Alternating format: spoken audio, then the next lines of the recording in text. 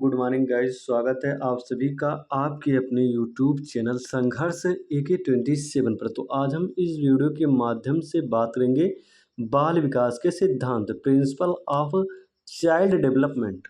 देखिएगा, हमारे पास पहला सिद्धांत है समान प्रतिमान का सिद्धांत। समान प्रतिमान का सिद्धांत समान प्रतिमान का सिद्धांत कहता क्या है बाल विकास में कि इसके अनुसार प्रत्येक जाति अपनी जाति के अनुरूप के विकास के प्रतिमान का अनुसरण करता है। जैसे यदि कोई मानव है तो सिर्फ मानव को जन्म देगा, यदि हाथी है तो हाथी का ही जन्म देगी, यदि चूहा है तो चूहा चूहा को ही जन्म देगा। दूसरा बात करें हम विकास की दिशा का सिद्धांत। विकास की दिशा का सिद्धांत प्रिंसिपल ऑफ डायरेक्शन। विकास की दिशा सिर से पैर की तरफ चलती है। विकास की दिशा भैया सिर से पैर की तरफ चलती है। जब हमारी विकास की दिशा सिर से पैर की तरफ होती है तो इसे क्या कहते हैं? इसे कहते हैं सेफेलोकोडल कहते हैं, जिसे हम हिंदी में कहते हैं मस्का धोमुखी कहते हैं। वही हम बात करें जब हमारे विकास का क्रम मध्य से शुरू होकर बाहर की तरफ होता है तो हम उसे समीप दुर्भिमुख कहते हैं। अतः हम कह सकते हैं कि विकास क्या होता है? क्रमिक होता है। तीसरा सिद्धांत है हमारे पास निरंतरता का सिद्धांत प्रिंसिपल ऑफ कंटिन्यूटी। विकास कभी न रुकने वाली क्या है? प्रक्रिया है भैया। यह जीवन पर्यंत चलने वाली प्रक्रिया होती है। केवल इसकी हम मंदी और तेजी क्या कर सकते हैं? देख सकते हैं। विकास की जो निरंतरता का सिद्धांत वो क्या कहता है कि विकास कभी न रुकने वाली क्या है? एक प्रक्रिया है, एक प्रोसेस है। यह जीवन पर्यंत चलने वाली प्रक्रिया होती है। केवल इसकी हम मंद और इसकी तेजी देख सकते हैं। नेक्स्ट है हमारे पास सामान्य से विशिष्ट क्रियाओं का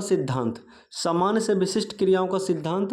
तो हमारा विकास सदैव सामान्य से विशिष्ट क्रियाओं की ओर चलता है। न कि विशिष्ट से सामान्य की ओर। तो एक क्वेश्चन पूछा जाएगा कि विकास का क्रम कैसा होता है? तो सामान्य से विशिष्ट की ओर। जैसे पहले हम उठते हैं, फिर बैठते हैं, फिर चलते हैं, फिर दौड़ते हैं। तो विकास का क्रम कैसा होता है? सामान्य से कहता होता है विशिष्ट की ओर होता है।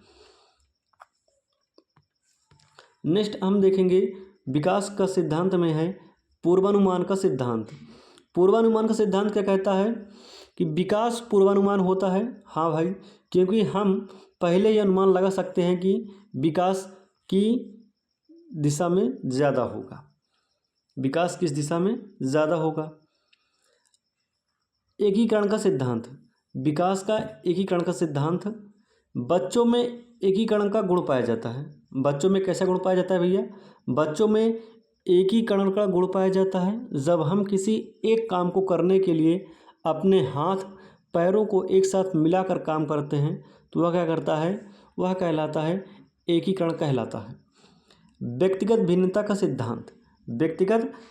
का सिद्धांत प्रिंसिपल ऑफ इंडिविजुअल डिफरेंस, जिसे हम इंग्लिश में कहते हैं प्रिंसिपल ऑफ इंडिविजुअल डिफरेंस। देखिएगा, इसका मतलब क्या होता है? व्यक्तिगत भिन्नता का सिद्धांत क्या होता है कि बच्चों का विकास व्यक्तिगत भिन्नता के अनुसार चलता है। किसी में विकास की गति तेजी तो किसी में क्या होती है? विकास की गति धीमी होती है। नेक्स्ट हम देखेंगे विकास के सिद्धांत में, बाल विकास सिद्धांत के बारे में। तो एक है हमारे पास वर्तुलाकार बनाम रेखीय प्रगति का सिद्धांत। तो विकास कभी भी रेखीय नहीं होता मेरे दोस्त। मतलब यह कि वह कभी सीधी रेखा में नहीं चलता, कभी उसकी गति धीमी तो कभी उसकी गति क्या होती है? तेजी होती है। तो वर्तुलाकार बनाम रेखीय प्रेरित का सिद्धांत क्या कहता है कि विकास कभी भी रेखीय नहीं होता। जी हाँ, मतलब वह कभी भी सीधी रेखा में नहीं चलता, कभी उसकी गति धीमी तो कभी उसकी गति क्या होती है, तेज होती है। नेक्स्ट हम बात करेंगे किसके बारे में, अंतर संबंधित विकास का सिद्धांत। अंतर संबंधित विकास का सिद्धांत।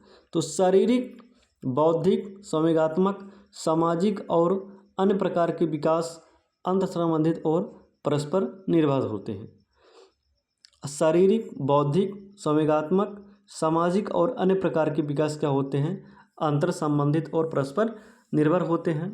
नेक्स्ट वीडियो में हम जानेंगे मेरे दोस्त बाल विकास की अवस्थाएं। तो इसी तरह से वीडियो पाने के लिए अपने प्यारे से यूट्यूब चैनल, जहां पे आपको मिलता है टेट, सेटेट और सुपर टेट की बेस्ट कंटेंट के साथ बेस्ट तैयारी, तो संघर्ष AK27 को जल्द ही सब्सक्राइब करिए।